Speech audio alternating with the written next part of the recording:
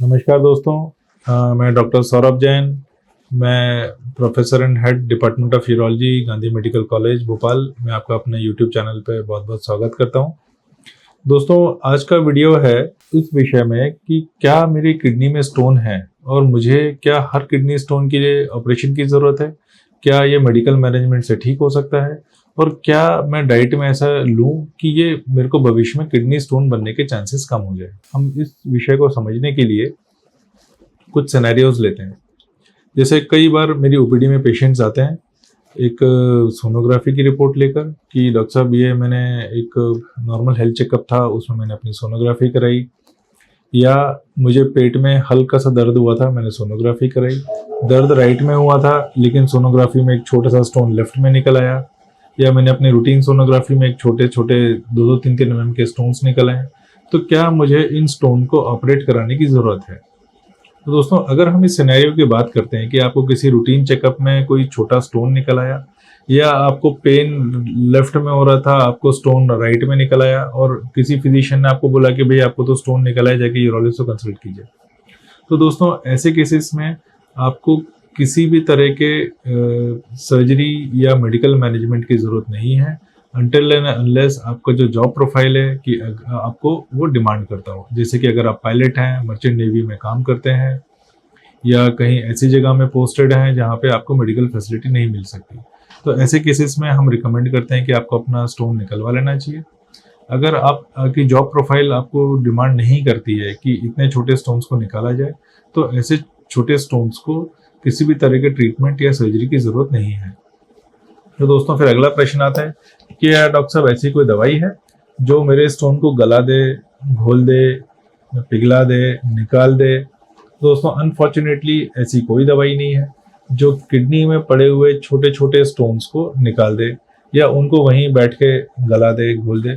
कई लोग होते हैं जो क्लेम करते हैं कि कुछ देसी दवाइयाँ होती हैं ऐसी, या कुछ होम्योपैथी में दवाइयाँ होती हैं, या एलोपैथी में कुछ ऐसी दवाइयाँ होती हैं जो स्टोन को गला देती हैं या साइज छोटा कर देती है। तो अनफॉर्चुनेट दोस्तों, अभी तक साइंटिफिकली प्रूवन ऐसी कोई मेडिसिन नहीं है जो इन स्टोन्स के साइज को छोटा कर दे या गला दे। अगर हम देखेंगे कि पेशेंट का अगला क्वेश्चन होता है कि डॉक्टर साहब, मैंने 3 महीने पहले सोनोग्राफी कराई थी, उसमें मेरा साइज 5 mm था, अभी 3 mm आ गया, या मैंने पहले 3 mm था, अभी 5 mm आ गया। तो दोस्तों, यह जो वेरिएशन होता है, ये अल्ट्रासाउंड का एक नॉर्मल वेरिएशन होता है जिसको हम मान के चलते हैं। और अक्सर मैं पेशेंट्स को बोलता हूँ कि भाई आपका मान लीजिए ये किडनी का स्टोन है, आपने स्टोन का डायमीटर ऐसे नाप लिया, ऐसे नाप लिया या ऐसे नाप लिया, इसका साइज चेंज हो सकता है। तो उसका मतलब ये नहीं है कि अगर आपका स्टोन बढ़ रहा है तो आपको तुरंत इमीडिएट ट्रीटमेंट की ज़रूरत है। अगर हम गाइडलाइंस को देखें, यूरोपियन और अमेरिकन गाइडलाइंस क्या रिकमेंड करती हैं, तो वो रिकमेंड करते हैं कि अगर एक किडनी के अंदर स्टोन है और उसका साइज अगर 10 mm या 15 mm से ऊपर जा रहा है तो ही उसको ट्रीटमेंट की ज़रूरत है, क्योंकि ऐसे स्टोन्स किडनी को डैमेज करने का पोटेंशियल रखते हैं। इनसे छोटे स्टोन्स नॉर्मली अगर वो किडनी को ब्लॉक नहीं कर रहे हैं और वो पेशेंट को परेशान नहीं कर रहे हैं, तो ऐसे स्टोन्स को ट्रीटमेंट की ज़रूरत नहीं होती है, उनको हम रेगुलर अल्ट्रासाउंड से फॉलोअप में रखते हैं। तो दूसरा प्रश्न आता है दोस्तों कि क्या ऐसे कौन से स्टोन्स हैं जो बिल्कुल साइज में छोटे हों और उनको ट्रीटमेंट की ज़रूरत हो? तो ऐसे स्टोन जो किडनी में ना होते हुए यूरेटर में आए, जो किडनी से जो नली आती है और जो ब्लैडर के अंदर जाती है, ऐसी नली के अंदर अगर कोई स्टोन फंसा है तो वो पोटेंशियल रखता है कि पेशेंट को परेशान करे, उसको सीवियर पेन दे, उसको इन्फेक्शन करे, यूरेटर को डैमेज करे, और ऐसे स्टोन्स को ट्रीटमेंट की ज़रूरत होती है। नॉर्मली ऐसा जो छोटे स्टोन्स होते हैं उनको हम शुरू में मेडिकल मैनेजमेंट से ट्राई करते हैं और कोशिश करते हैं कि वो निकल जाए। अक्सर देखा गया है कि जो 7 mm और उससे छोटे स्टोन्स होते हैं वो मेडिसिन के माध्यम से 70-80% चांस होता है कि वो निकल जाते हैं, और उससे बड़े स्टोन्स को नॉर्मली किसी भी तरह के सर्जिकल ट्रीटमेंट या दूरबीन के ऑपरेशन की ज़रूरत पड़ती है। अगर यह स्टोन्स आपको इन्फेक्शन कर रहा है, किडनी के अंदर पस बन रही है, ऐसा पेन जो कि मेडिसिन या इंजेक्शन लेने के बाद भी रिलीफ नहीं मिल रहा है, ऐसे पेशेंट्स में अक्सर किसी भी तरह के ट्रीटमेंट की ज़रूरत पड़ती है, या फिर ऐसे पेशेंट्स में अर्ली सर्जरी ऑफर की जाती है। अदरवाइज जो यूरेटर के अंदर भी छोटे स्टोन्स होते हैं उनको भी हम कोशिश करते हैं कि दवाई के माध्यम से निकाल दें, और वो निकलते भी हैं। दोस्तों अब इसमें एक प्रश्न आता है कि डॉक्टर साहब दवाई तो हम लेंगे, लेकिन हम कितने समय तक वेट कर सकते हैं यह देखने के लिए कि यह स्टोन दवाई से पास हो जाएगा। तो इसमें मैं नॉर्मली जो देखा गया है, जो साइंटिफिक लिटरेचर है, वो ये बोलता है कि अगर आपने पेशेंट को सिम्टम में आराम आ गया है, आपने उसको मेडिसिन दी है और उसको आराम मिल गया है, तो हम 15 से 30 दिन तक वेट कर सकते हैं ताकि ये स्टोन पास हो जाए। लेकिन अगर ये स्टोन पास नहीं होता है तो फिर आपको उसको निकालने के लिए आपको किसी न किसी तरह का सर्जिकल ट्रीटमेंट उसको ऑफर करना चाहिए। अदरवाइज वो धीरे धीरे ब्लॉकेज के कारण किडनी को डैमेज करेगा। अब हमको कैसे पता कि ये स्टोन पास हुआ कि नहीं हुआ? क्योंकि अक्सर कई पेशेंट्स आते हैं कि डॉक्टर साहब मैं तो 2 साल के बाद दिखाने आया हूँ। भाई 2 साल के बाद आप क्यों आए हैं? क्योंकि मेरे को आपने जो दवाई दी थी उससे मुझे पूरा आराम मिल गया था। मैं 2 साल के बाद आया हूँ, 2 साल के बाद सोनोग्राफी की तो पता चला वो स्टोन वहीं बैठा रहा। उसने दर्द तो खत्म हो गया, लेकिन उसने धीरे धीरे साइज में बढ़ के किडनी को डैमेज कर दिया। तो इट इज़ वेरी इंपॉर्टेंट कि अगर आपके डॉक्टर ने आपको बोला है कि ये ट्रीटमेंट लीजिए और मेरे को 10 दिन के बाद 15 दिन के बाद सोनोग्राफी करके दोबारा देखिए, दिखाइए कि ये स्टोन पास हुआ कि नहीं हुआ, तो ये बहुत ज़रूरी है कि आप फॉलोअप में रहें, भले ही आपके पेन में आराम मिल गया हो उसके बाद भी। कई पेशेंट्स आते हैं कि मैंने आपकी जो दवाई थी उसके साथ साथ मैंने कोई देसी दवाई भी ली है, उस देसी दवाई से मुझे दर्द में पूरा आराम मिल गया था, इसलिए मैं कभी दिखाने आया नहीं। आज मैं 3 साल के बाद आया हूँ दिखाने और पता चला कि मेरी किडनी नष्ट हो चुकी है। तो दोस्तों ये बहुत कॉमन सिनेरियो है। तो अगर आपको यूरेटर के अंदर कोई छोटा स्टोन है और मेडिसिन से आपको रिलीफ मिल गया है, उसके बाद भी इट इज़ वेरी इंपॉर्टेंट कि आप रेगुलर फॉलोअप में रह के और सोनोग्राफी के माध्यम से कंफर्म कराएं कि वो स्टोन पास हो गया है, क्योंकि हो सकता है कि वो स्टोन वहीं पड़ा रहे, भविष्य में बड़ा होता रहे और धीरे धीरे आपकी किडनी को डैमेज कर दे। चलिए दोस्तों आते हैं नेक्स्ट सिनेरियो की तरफ। जब पेशेंट रिपोर्ट लेकर आता है जिसमें उसकी किडनी में काफ़ी बड़ा स्टोन होता है, 30 mm, 40 mm, 50 mm, 60 mm तक का स्टोन, कि पूरी की पूरी किडनी सिर्फ स्टोन से ही भरी हुई है, लेकिन उस पेशेंट को आज तक कोई सिम्टम नहीं हुआ। और पेशेंट का प्रश्न यही होता है कि डॉक्टर साहब मेरे फला रिश्तेदार को 4 mm का स्टोन था, 5 mm का स्टोन था और उसको इतना सीवियर पेन हुआ, और मेरा स्टोन इतना बड़ा हो गया मुझे आज तक पेन नहीं हुआ कि मुझे हॉस्पिटल का भी दिखाना जाना पड़े। वो तो थोड़ा सा दर्द हुआ, मैंने सोनोग्राफी कराई और मुझे इतना बड़ा स्टोन मिला। तो दोस्तों ये देखा गया है कि जो स्टोन की अलग अलग वैरायटी होती है, जो अक्सर कैल्शियम ऑक्सलेट और जो स्टोन्स होते हैं वो स्पाइकी स्टोन्स होते हैं, उनके अंदर नुकीले नुकीले कोने निकले होते हैं, और वो जब छोटे होते हैं तो ही वो जाके यूरेटर में फंसते हैं या किडनी के अंदर किडनी को इरिटेट करते हैं और वो सिम्टम प्रोड्यूस करते हैं, ताकि पेशेंट तुरंत डॉक्टर को कंसल्ट करता है। और जिन स्टोन में बड़े होने की टेंडेंसी होती है, यूजुअली फॉस्फेट स्टोन्स, वो स्मूथ होते हैं, वो इतने चिकने होते हैं कि वो किडनी में धीरे धीरे ग्रो करते रहते हैं और पेशेंट को कोई तकलीफ नहीं होती, और वो इतने बड़े साइज के हो जाते हैं कि जब तक पेशेंट डॉक्टर के पास पहुंचता है तो उसकी सर्जरी मुश्किल हो जाती है या फिर वो किडनी को ऑलमोस्ट नष्ट कर चुके होते हैं। तो अगर आपको टेंडेंसी है स्टोन होने की तो आपको रेगुलर डॉक्टर के पास फॉलोअप में रहना चाहिए। और ऐसा नहीं है कि छोटा स्टोन कम पेन करेगा या बड़ा स्टोन बहुत पेन करेगा। अक्सर देखा गया है कि बड़ा स्टोन सालों तक पेन नहीं करता, इसलिए वो बड़ा हो जाता है क्योंकि उसको टाइम मिलता है बड़ा होने का, और छोटा स्टोन तुरंत पेन करता है और इसलिए वो तुरंत डॉक्टर के पास पेशेंट आता है। तो दोस्तों अब हम अगले प्रश्न की तरफ आते हैं कि डॉक्टर साहब आपने जो दवाई दी थी उससे मेरा यूरेटर का स्टोन जो मुझे दर्द कर रहा था वो तो निकल गया, लेकिन ये स्टोन मेरे को बार बार बनता रहता है। मैं पिछले 2-3 साल से देख रहा हूँ छोटा स्टोन बनता है, फंसता है, निकल जाता है। तो क्या मुझे डाइट में ऐसा क्या लेना चाहिए ताकि मुझे भविष्य में ये स्टोन बनने की चांसेस कम हो जाए, टेंडेंसी कम हो जाए? तो देखिए दोस्तों, जो हमको एक चीज़ समझनी चाहिए कि जो स्टोन हमारे बनते हैं वो क्यों बनते हैं। बेसिकली हमारी यूरिन के अंदर जो केमिकल्स निकलते हैं, जैसे कि कैल्शियम, मैग्नीशियम, फॉस्फोरस, कार्बोनेट्स, ये सब जब निकलते हैं और ये एक पर्टिकुलर कॉन्सेंट्रेशन में हमारी यूरिन के अंदर इकट्ठे होते हैं, तो ये धीरे धीरे प्रेसिपिटेट होते हैं और ये एक साथ इकट्ठे होकर धीरे धीरे स्टोन को बनाते हैं। तो इनका यूरिन में निकलने का कारण एक डाइटरी फैक्टर भी हो सकता है, दूसरा जेनेटिक रीजन भी हो सकता है, तीसरा किसी बीमारी के कारण भी हो सकता है। तो अगर हम डाइटरी फैक्टर्स पे जा रहे हैं तो ये 100% नहीं है कि आज अगर हमने अपनी डाइट चेंज कर ली है तो मुझे भविष्य में कभी स्टोन होगा ही नहीं। लेकिन हाँ, ये बिल्कुल सही है कि अगर मैंने अपनी डाइट चेंज कर ली है तो भविष्य में स्टोन होने के चांसेस कम हो जाएंगे, 50% तक कम हो जाएंगे। तो आइए हम देखते हैं कि ऐसा क्या डाइट में हम चेंजेस कर सकते हैं जिससे कि हमको फ्यूचर में स्टोन बनने की टेंडेंसी कम हो जाए। इसमें सबसे इम्पॉर्टेंट है फ्लूइड इनटेक, हम कितना पानी कंज्यूम करते हैं। तो जैसा हमने देखा है कि ये स्टोन तब बनते हैं जब हमारी यूरिन के अंदर इन मिनरल्स का कॉन्सेंट्रेशन एक पर्टिकुलर लेवल के ऊपर निकल जाता है। तो सिंपल सी चीज़ है कि हम इसके कॉन्सेंट्रेशन को होने ही ना दें यूरिन के अंदर। उसके लिए हम क्या कर सकते हैं, हम अपने पानी के इंटेक को बढ़ा सकते हैं।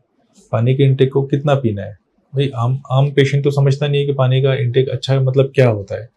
तो उसका एक सिंपल सा गाइड होता है कि अगर आपका यूरिन क्लियर आ रहा है, यूरिन सफ़ेद आ रहा है, येलो नहीं है, डार्क येलो नहीं है, तो that is sufficient for you.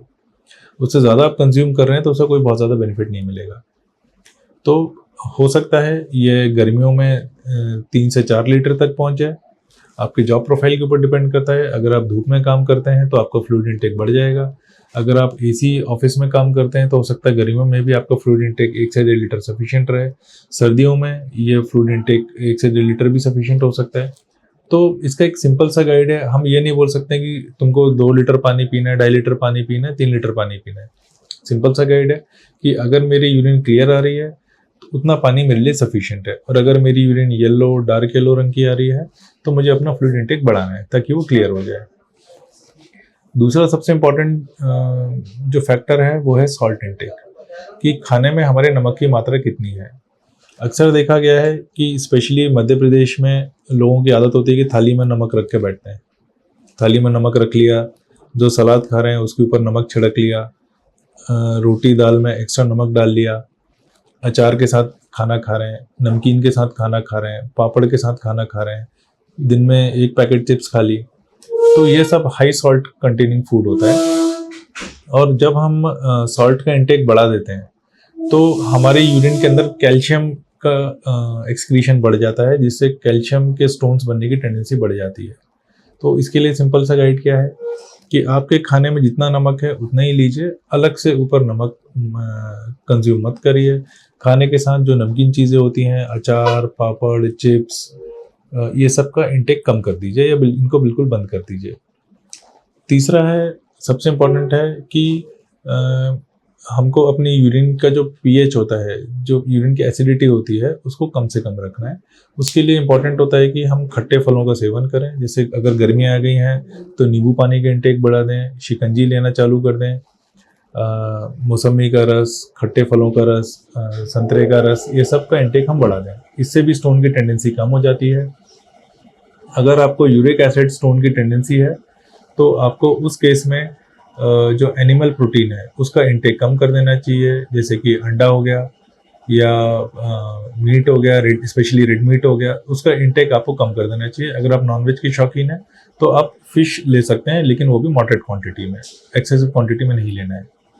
इसके अलावा एक कॉमन प्रॉब्लम है हमारे एरिया में, जिसमें है कि हार्डनेस ऑफ वाटर, कि पानी हमारे इलाके में बहुत खारा आता है। और देखा गया कि एक इलाके में स्टोन की टेंडेंसी काफ़ी ज़्यादा है क्योंकि वहाँ पे पानी का जो क्वालिटी है वो ख़राब है।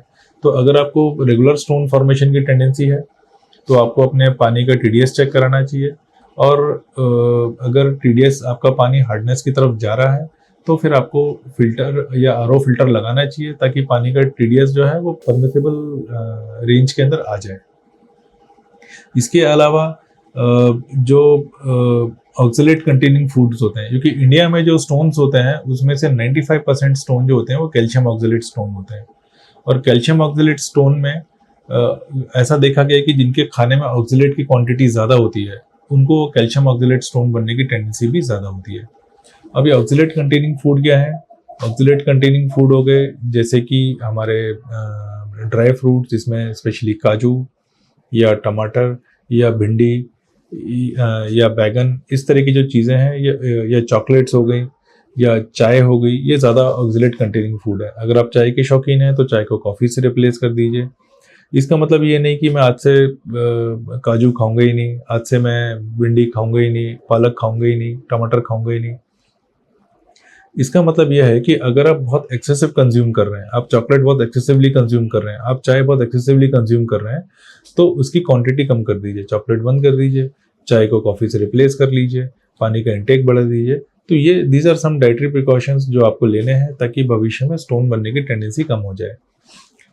अब हम आते हैं कि एक कॉमन मिथ जो होता है कि कई पेशेंट्स आते हैं ओपीडी में कि डॉक्टर साहब मुझे स्टोन है और मेरे दोस्तों ने बोले कि तुम बियर पी लो, तो क्या स्टोन के मरीज को बियर पीना चाहिए?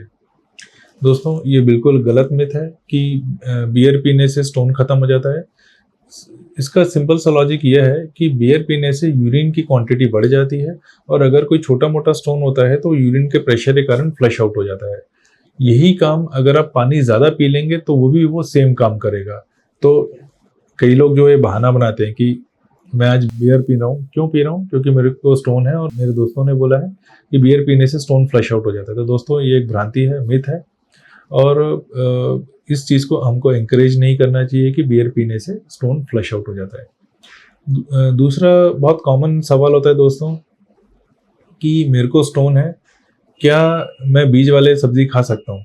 क्या मैं बैगन, टमाटर, भिंडी ये सब खा सकता हूँ? तो दोस्तों, आप बिल्कुल खा सकते हैं, बस ये है कि इसकी क्वांटिटी मॉडरेट रखनी है, ऐसा नहीं है। और ये नॉर्मली ये डेटा वहाँ से आया है जहाँ पे डाइट के अंदर इनकी क्वांटिटी बहुत ज़्यादा होती है। जैसे कि अगर हम इटालियन डाइट की बात करें तो वो टोमेटो की ग्रेवी के अंदर ही उनका 3 टाइम खाना बनेगा, या टोमेटो की ग्रेवी के अंदर ही वो बीन्स खा रहे हैं। ऐसे केसेस में बोलते हैं कि उनको क्वांटिटी कम कर देनी चाहिए। लेकिन हमारी कंट्री में अगर हमारी डाइट में वेजिटेबल जो है वो डेली सर्कुलेट होती हैं, हम एक ही वेजिटेबल को डेली नहीं खाते हैं, तो ऐसा नहीं है कि अगर किसी को स्टोन है तो वो आज से भिंडी नहीं खाएगा, आज से टमाटर नहीं खाएगा। ये गलत है, भ्रांति है। आपको अपनी डाइट में ऐसी सब्जियों की क्वांटिटी कम कर देनी है, लेकिन टोटल अवॉइड नहीं करना है। आई होप दोस्तों ये वीडियो आपके लिए काफ़ी इन्फॉर्मेटिव होगा। अगर ये वीडियो आपको पसंद आया तो कृपया इसको लाइक करें और मेरे चैनल को सब्सक्राइब करें। Thank you so much. जय हिंद।